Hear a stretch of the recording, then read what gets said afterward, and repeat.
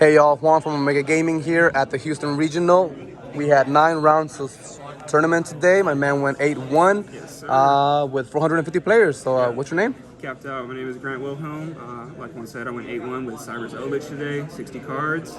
And let's get into the profile. Awesome, let's get into it. So for pretty much like the main starters of the deck, 3 Cyberse Gadget, 3 Dotscaper, and 3 Fireball Guardian. So this is the best one. Obviously, you can't get like the value out of its effect turn 1. But, after drawing this card after turn 1 is like really nutty because you're always going to revive something, and it could be like an instant Hulk, instant DPE. This card's good for playing into established boards. When it's into the graveyard or banished, it special summons itself, and this one's kind of the worst one. It gets sided out 1 copy probably going into game 2 or 3 if I'm going second. Because it's just the weakest one, right? Like it doesn't proc if it gets sent to grave, and it can get hit by Bell. Okay, sounds fair. So 9 of the Cyber starters, and then for the Eldlich package, I played kind of a smaller lineup of Eldlich cards compared to a lot of decks that were playing this. This is just because these cards are bad. I mean, they're really bad. This is Magician Soul's fodder, and this is more Spell and Trap for this to pitch. You don't want to draw these going second. You just want to search them, and you play 3 of this. This is your best one, right? Because this is a 1 card out to boards like Darren and DPE and Baron, and obviously drawing this card with Magician Soul is just broken. Like you're gonna set up any combination of like this and either one of these, and you're gonna draw 2 cards. Like you're cycling for just so many more cards than your opponent. So that's all the Eldritch cards, and then for the Magician Souls package, 2/2/2. Again, you want to see this card. This is the most powerful card in your deck. It's drawing you cards. It's acting as your best extender, and putting bricks back with this. I forgot to mention this is crazy. And playing the 2 prep to search these and acting as a spell that this can pitch. Also very nice.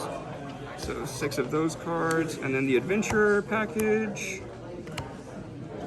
So 3 Enchantress, 3 Right, and then the 3 Bricks, and then the 1 Foolish that either this can dump Enchantress. It can also dump a Dotscaper if you need another monster like that, but usually it's dumping Enchantress. Yeah, this lineup's insane. I mean, it's the best engine. Just 1 Fateful because games don't grind. You don't need to, and this deck isn't Prank Kid, so 1 Fateful was good. And then for the defensive cards, probably the best part of this deck, obviously. 3 Veiler, 3 Intern, 3 Ash, 3 Bell, 3 Ogre, and then like my little tech card, 3 DD Crow, and then Lancia. This card's like standard, right? Because you're playing Scythe, so it's kind of like an engine requirement. I mean, it's just too free not to play, like when you dagged it twice. And then these 18 are just what I thought were the best hand traps. I mean, these 15 are just like super broken, and then the last 3 are kind of just flex.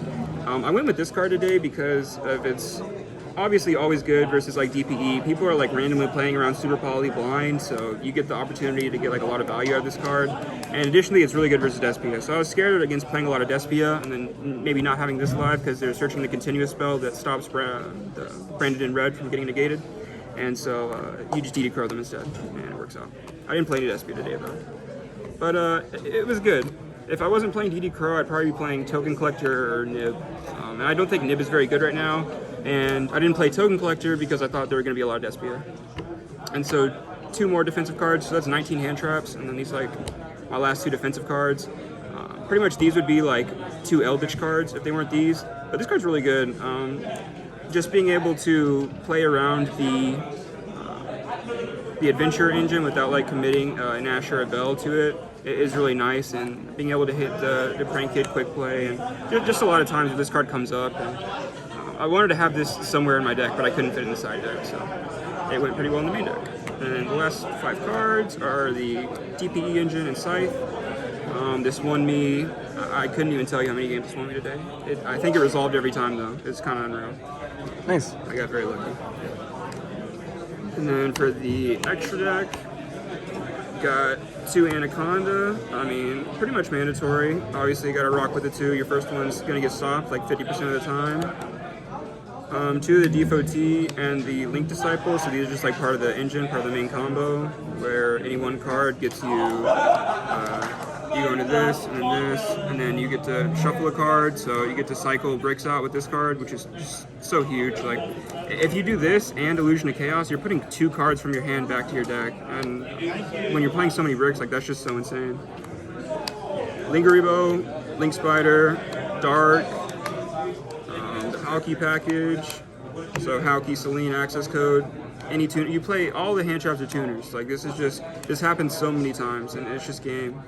DPE, and then like 2 utility spots, Nightmare Phoenix and Nightmare Unicorn. I put this in last second instead of the Lina, so the other Light Charmer, just because I thought I would really want this card to spin back just randomly. But Lina actually came up a lot, and this card you can't really get rid of because when you're playing like Rogue, it comes up way too much to when you do your 1-card combo. After you tribute Devotee with Disciple, you get 2 tokens. You can make Nightmare Phoenix co-linked, discard, and then draw and pop. And that comes up like surprisingly a lot, so I'd probably drop this for Lina. Okay, that's fair. I just kind of underestimated how much I use that card. And then for the side deck, 3 Sanctum. So I just put this in whenever I go first. I let them hand trap me, and I said Sanctum. We are always good to use Scythe. For the Rogue, Heartbeat Feather Dusters, 3 Twin Twister. So this works really well in conjunction with like the 2 Galaxy Cyclone I have in the main deck. So like I said, I couldn't fit it in the side, but having these 4 in addition to those 2 gave me 6 cards that I could, reasonably count on for back row removal. And then more hand traps. The Lancia, because it's just good versus, there's a lot of the Sword Soul deck here today. The Gamma package, I think it's like mandatory, it's just the best going second hand trap. And then 3 Token Collector. Again, just beats like the Sword Soul Lancia deck, anything that uses Adventure and Prank Kid. I was manning it, but like I said, I was expecting a lot of Despia. Didn't play it. Okay. Still good though. And what were your matchups like for the day? And so I had like 1 mirror match. I played almost, I think, 9 different decks. 1 Sword Soul Tenyi, 1 Branded Adventure, 1 Prank Kid Adventure, 1 mirror match Cyberse Eldlich, 1 Eldlich Trap deck, 1 Tri Brigade, Pure Tri Brigade. That was the one I lost to last round when I was 8-0. Paleozoic, that was round 1. I didn't play the base deck. I can tell you what I didn't play. I did not play against the base deck. I did not play against Despia. Yeah, I think about covers it. Okay. Yeah, and successful day. how do you feel about the Eldlich deck going forward into the Despia meta? I think this deck is really good. Just having a bunch of hand traps and then 1-card combos to fall back on is really strong in my mind. I think trying to play with the minimal amount of cards is just how to navigate this format. Going forward, I'm going to reevaluate Ghost Ogre. That card's kind of fallen off compared to other hand traps. But yeah, that's probably going to be the main card I'm looking at. Okay, awesome. Any shout outs you want to give out? Shout out to Omega Gaming, obviously. Shout out to my squad, D-Boys. Shout out to David Flores specifically. I hadn't been playing a lot, and he theoried a ton with me on this deck.